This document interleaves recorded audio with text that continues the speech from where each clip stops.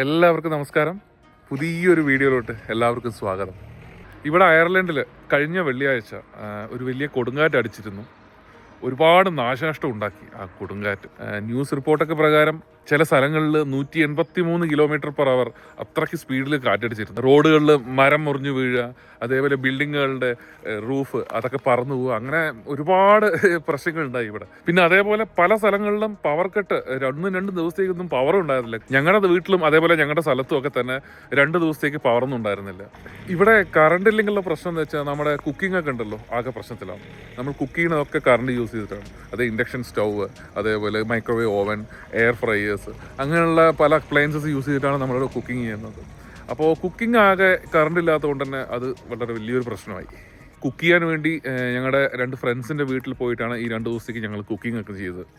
അവരുടെ വീട്ടിൽ ഗ്യാസ് ഉണ്ടായിരുന്നു, ഗ്യാസും ഗ്യാസ് സ്റ്റോവും. അപ്പോൾ അത് വെച്ച് ഞങ്ങൾ കുക്ക് ചെയ്യുകയാണ് ചെയ്തത്. ഈ പവർ പോയിൻ്റെ കൂടെ തന്നെ ഈ മൊബൈൽ നെറ്റ്വർക്കും പോയി. മൊബൈൽ നെറ്റ്വർക്കും അതേപോലെ ഇൻ്റർനെറ്റും എല്ലാം പോയി. അതും ഈ വല്ലാത്തൊരു പ്രശ്നമൊക്കെ. കാരണം കമ്മ്യൂണിക്കേഷനൊക്കെ ആകെ എന്താ പറയുക തകരാറിലായി.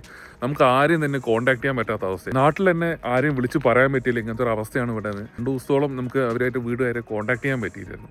ഇവിടെ പവർ ഇല്ലാത്തതുകൊണ്ട് കടകളൊക്കെ തന്നെ അടഞ്ഞു കിടക്കുകയായിരുന്നു. ഇവിടെ പവർ കട്ട് എന്നുള്ളത് ഒരു വളരെ റെയറായി നടക്കുന്നൊരു സംഭവമാണ്. ഞാൻ വന്നതിന് ശേഷം ഇപ്പോൾ 8 മാസമായി ആദ്യമായിട്ടാണ് പവർ പോണത്. ഇതിന് മുന്നുണ്ടായ 1-2 ചെറിയ കൊടുങ്കാറ്റുകളുണ്ടായിരുന്നു, അതിനകത്തൊന്നും പവർ പോയിട്ടുണ്ടായിരുന്നില്ല. അതുകൊണ്ട് തന്നെ ഇവിടെ കടകളിൽ അവർ പവർ ബാക്കപ്പ് എന്നുള്ള ഓപ്ഷൻ, ജനറേറ്റർ, ഇൻവെർട്ടർ എന്നുള്ള ഓപ്ഷനൊക്കെ വളരെ റെയറായിട്ടുള്ള വലിയ കടകളിൽ മാത്രമേ വെക്കാറുള്ളൂ. പക്ഷെ അന്ന് ഭാഗ്യത്തിന് ഉച്ചതിരിഞ്ഞ് എൻ്റെ വീടിന് തൊട്ടടുത്തുള്ള ഒരു സൂപ്പർ മാർക്കറ്റ്, സൂപ്പർ വാല്യൂ വരും, അവർ തുറന്നു കേട്ടോ. അവർക്ക് ജനറേറ്ററിൻ്റെ പവർ ബാക്ക് സൗകര്യം ഉണ്ടായിരുന്നു. അപ്പോൾ അത് തന്നെ അവർ തുറന്നു ഷോപ്പ്. ഈ സൂപ്പർ മാർക്കറ്റ് തുറന്നപ്പോൾ പെട്ടെന്ന് കഴിക്കാനുള്ള കുറച്ച് ബിസ്ക്കറ്റ്, അതേപോലെ കേക്ക്, സാൻഡ്വിച്ച്, അങ്ങനത്തെ കുറച്ച് സാധനങ്ങൾ വാങ്ങിച്ചു വെക്കാമെന്ന് കരുതി. പിന്നെ അതേപോലെ രാത്രി സമയത്ത് നമുക്ക് മെഴുകുതിരി വേണമായിരുന്നു, ലൈറ്റൊന്നും ഇല്ലാത്തതുകൊണ്ട്. അപ്പോൾ അതൊക്കെ വാങ്ങാമെന്ന് കരുതി ഞങ്ങൾ സൂപ്പർ മാർക്കറ്റിൽ പോയി. അവിടെ പോയപ്പോഴാണ് അവിടെ വേറൊരു പ്രശ്നം. അവിടെ നെറ്റ്വർക്കൊന്നും ഇല്ലല്ലോ, അതുകൊണ്ട് തന്നെ അവർ ക്യാഷ് മാത്രമേ എടുക്കുള്ളൂ. അതേപോലെ തന്നെ വളരെ വലിയ തിരക്കുമായിരുന്നു കേട്ടോ സൂപ്പർ മാർക്കറ്റിൽ. സാധനങ്ങളൊക്കെ തന്നെ വളരെ പെട്ടെന്ന് തീർന്നുകൊണ്ടിരിക്കുകയായിരുന്നു. ഞാൻ എൻ്റെ കയ്യിലുണ്ടല്ലോ എപ്പോഴും കുറച്ച് ക്യാഷ് വെക്കാറുണ്ട്. ഒരുപാടില്ല, വളരെ കുറച്ചൊരു എമൗണ്ട് കയ്യിൽ വെക്കാറുണ്ട്. കാരണം ജോലിയുടെ ഭാഗമായിട്ട് എനിക്ക് ഒരുപാട് സ്ഥലത്ത് യാത്രയൊക്കെ ചെയ്യേണ്ടി വരും. അപ്പോൾ പല സ്ഥലങ്ങളിലും പാർക്ക് ചെയ്ത് കഴിഞ്ഞാൽ അവർ ചാർജ് ക്യാഷായിട്ട് കൊടുക്കേണ്ടി വരും.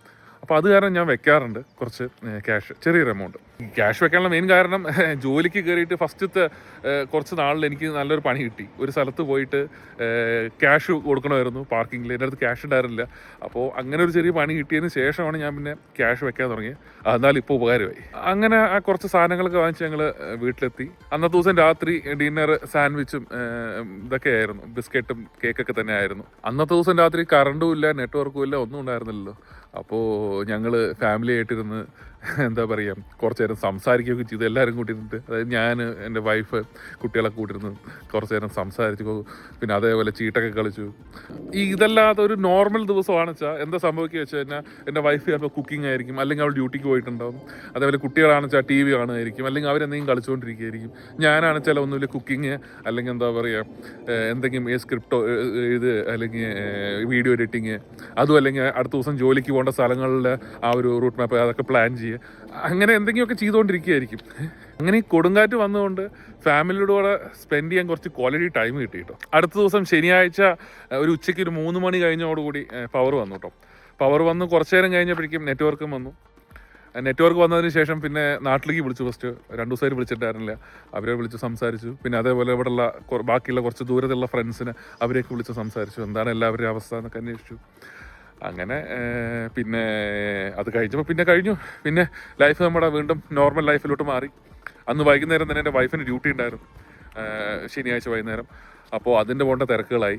ഒരു 2 ദിവസം കറണ്ടും ഇൻ്റർനെറ്റൊന്നും ഇല്ലാതായപ്പോഴേക്കും തന്നെ നമ്മളാകെ വലഞ്ഞു പോയി. ഇവിടെ നമ്മൾ എത്രത്തോളം ഡിപ്പെൻഡാണ് ഈ ഇൻ്റർനെറ്റ്, കറണ്ട് എന്ന് ഈ സംഭവം കൂടി ഞാൻ ആലോചിക്കുകയായിരുന്നു ഈ 2 ദിവസം കൊണ്ട്. അങ്ങനെ എല്ലാം അവസാനിച്ചു. കാറ്റൊക്കെ പോയി. ഇനി അടുത്ത കാറ്റ് എപ്പോഴാണ് വരുന്നതെന്ന് അറിയില്ല. ഇനിയിപ്പോൾ ഒരു അടുത്ത കൊടുങ്കാറ്റ് വന്നാലും കുഴപ്പമില്ല, ഫുൾ എക്സ്പീരിയൻസ് ആയി. അത് കാരണം ഫുള്ള് പ്ലാൻ ചെയ്ത് ഇനി മുന്നോട്ട് പോകും. ഇനി അടുത്ത കാറ്റ് വരുമ്പോഴേക്കും ഇനി ഇത്രയും പ്രശ്നം വരില്ല. അപ്പോൾ അത്രയേ ഉള്ളൂ. ഇതൊക്കെയാണ് ഇവിടെ എൻ്റെയും അതേപോലെ പല ആൾക്കാരുടെയും ആ ഒരു 2 ദിവസത്തെ സംഭവ വികാസങ്ങൾ, ഒരു കൊടുങ്കാറ്റ് വരുത്തിയ വിന. നിങ്ങൾക്ക് ഈ വീഡിയോ ഇഷ്ടമായെന്ന് വിചാരിക്കുന്നു. അയർലൻഡിലെ പല വിശേഷങ്ങളും, അതേപോലെ തന്നെ നിങ്ങൾക്ക് ഇവിടെ അയർലൻഡിൽ അല്ലെങ്കിൽ യൂറോപ്പിലൊക്കെ എങ്ങനെ ജോലി നേടാം എന്ന് അതിന് ഹെൽപ്പ് ചെയ്യുന്ന പല വീഡിയോകളുമായിട്ട് ഇനിയും വരാം. അപ്പോൾ അതുവരേക്കും ബൈ.